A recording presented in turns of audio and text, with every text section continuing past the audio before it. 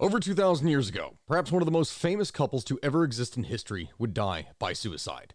Mark Antony, general of Rome, and Cleopatra, queen of Egypt. With their deaths, Egypt would be incorporated into the Roman Empire, and any traces of their remains would be lost to the tests of time. Said to be buried together, for thousands of years, the mystery of the lost tomb of Cleopatra and Mark Antony has remained, well, a mystery for archaeologists and historians. Perhaps that is, until today. Because in what is possibly one of the biggest stories of the century, that lost tomb of Cleopatra may have actually been found. Because you see, this right here is Kathleen Martinez, who is an archaeologist at the University of Santo Domingo that has been searching for the lost tomb of Cleopatra for nearly 20 years. But now, she believes that she's made a breakthrough. You see, Martinez and her team uncovered a 1,300-meter tunnel located approximately 13 meters or 43 feet underground. This never-before-seen tunnel has been something regarded as an engineering miracle. What they found was a huge religious center with 3 different sanctuaries, a sacred lake, more than 1,500 different objects, busts, statues, golden pieces, along with a huge collection of coins that portrayed people such as Alexander the Great, Queen Cleopatra herself, and the other Ptolemies. For those that may be confused, Cleopatra was of the Ptolemaic dynasty. Thus, this is her family. And while that whole thing is huge, we are simultaneously getting a little bit ahead of ourselves. How does all of this happen in the first place? Now, while I did do a full podcast episode on Cleopatra, Mark Antony, and all that, I will go ahead and give a little bit of background here for those that may not have heard the story. The short of it is that when Cleopatra's husband, the Roman general Mark Antony, died in her arms in 30 BC, Cleopatra soon took her own life by allowing a snake, which was called an asp, to bite her. At least that being according to popular belief.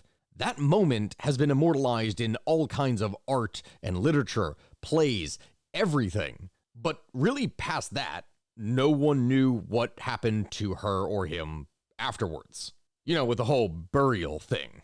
But a series of clues would lead Martinez to believe that Cleopatra's tomb might be just located in the Temple of Osiris, which is in the ruined city of Taposiris Magna, which is on Egypt's northern coast, where the Nile meets the Mediterranean. The reason behind this thought process was chiefly the name itself of Taposiris Magna.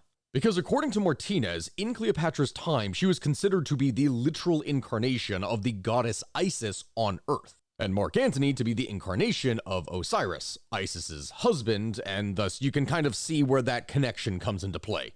I mean, naming, association, and deification of leaders in history, that is something that has been a continuous part of human history for effectively ever. Thus, it would provide a level of logical consistency to that thought process of the tomb being where she was located. This all led to Martinez believing that Cleopatra may have just chosen to bury her husband in the temple in order to reflect that myth. Of all the 20 temples around Alexandria that she studied, there really was no other place, structure, or temple that had all the different conditions that the Temple of Taposiris Magna had. So in 2004, Martinez would take her theory to Zahi Hawass, who was an Egyptian archaeologist that was Egypt's minister for antiquities affairs. Her project was then approved a year later.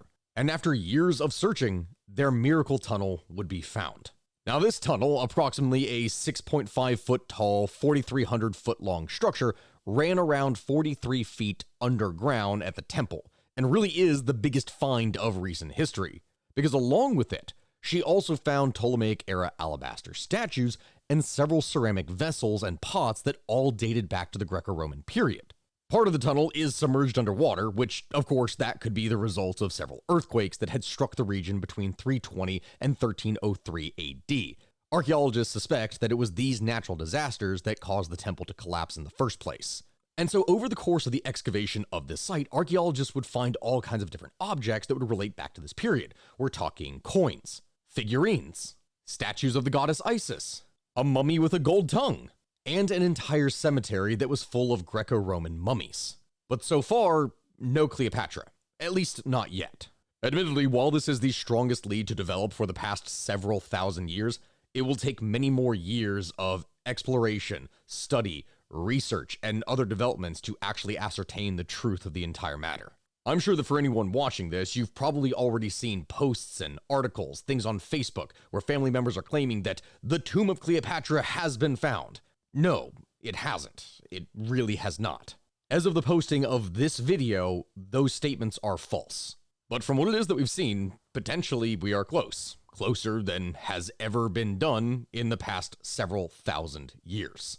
Really, only time will tell. So if you could, make sure to share this video to those friends or family members that are posting such things, and always remember to like, comment, subscribe, do everything you can to help this video in the algorithm. I want to cover more of these types of things in the future, so please, let me know what other things you'd like to hear about, and I will see you all next time. Thank you everyone, and goodbye.